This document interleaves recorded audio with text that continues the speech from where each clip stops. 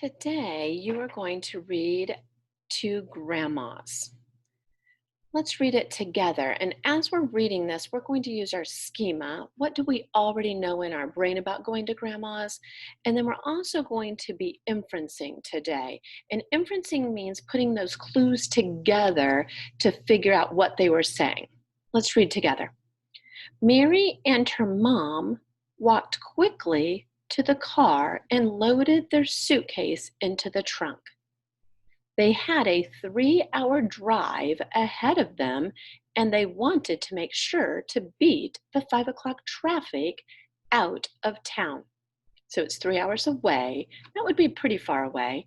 And they don't want to get in the 5 o'clock traffic when it's really busy out. Mary tapped her foot excitedly as Mom drove them toward Grandma's house.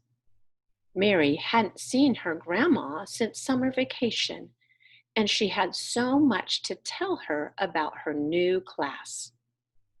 Mom wished she could bring Mary to Grandma's more, but she worked an evening shift at the hospital, which made visiting difficult. So Mom works at the hospital and can't take Mary to Grandma's more often because of her work. As they pulled the car into Grandma's driveway, Mary spotted Grandma rocking on the front porch. "Grandma!" she squealed as she ran up the stairs 2 steps at a time. Grandma wrapped Mary in a big hug before heading into the house. The smell of warm peanut butter cookies hit Mary the second they walked into the house. Now, when it says the smell hit her, that means it was so strong when she walked in, that was the first thing she could smell. Mmm, Mary mumbled as she walked toward the stove. Right away, Mary noticed a gap on the front of the cookie pan. This time, gap means there was a hole there where there weren't any cookies. Mary just knew that Grandma wouldn't have eaten any of the cookies without her. All of a sudden, Mary noticed a trail of crumbs on the stove. As she turned to look at Grandma, she noticed the doggy door that leads to the back porch swinging shut. Mary knew exactly what happened to the missing cookies. So we're going to use some clues there to figure out what happened to those cookies. Let's look at the first question. How do you know Mary is excited to see Grandma? Let's go back up in the story. Let's see. Right here. Mary tapped her foot excitedly. So if Mary's tapping her foot excitedly on the way, that would show she's excited. Oh, and then there was another part where "Grandma!" she squealed as she took the steps 2 at a time to get up into the grandma's house. So that would show she was pretty excited too.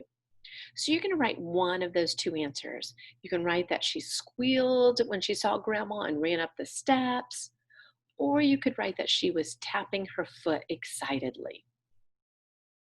Those would both show that she was excited. Let's go on to number 2, and then you can come back and finish writing that answer. Why doesn't Mary visit Grandma more often?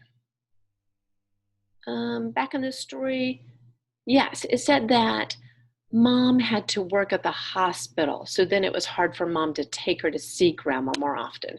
So we're going to write that Mom had to work at the hospital in the evening. That would mean around supper time, so it's hard for her to take her to see Grandma. Oh, yes, and then Grandma also lives 3 hours away. That is another clue that tells us that it was hard for them to go see Grandma.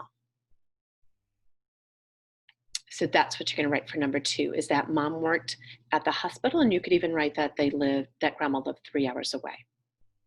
Let's look at the last question. What inference can you make about where the missing cookies are? Now let's talk about the word inference for a minute. Inference means clues. So we're going to look at the clues, and then we're going to figure out what happened to those cookies. Down here at the bottom, it said she noticed the doggy door that leads to the back door was swinging. Now, if a door is swinging, that means something just went through it. And if it's a doggy door, I'm thinking that there's a dog at grandma's and the dog just went out because that dog just grabbed those cookies off of the cookie sheet off of the pan and ran out the door to eat them. So here you're going to say that you think that the dog ate the cookies, and we know that because they were talking about the doggy door swinging shut. Good job of using your schema, what you already know in your brain, and looking for clues and making inferences. Go ahead and finish writing those answers. Good job today.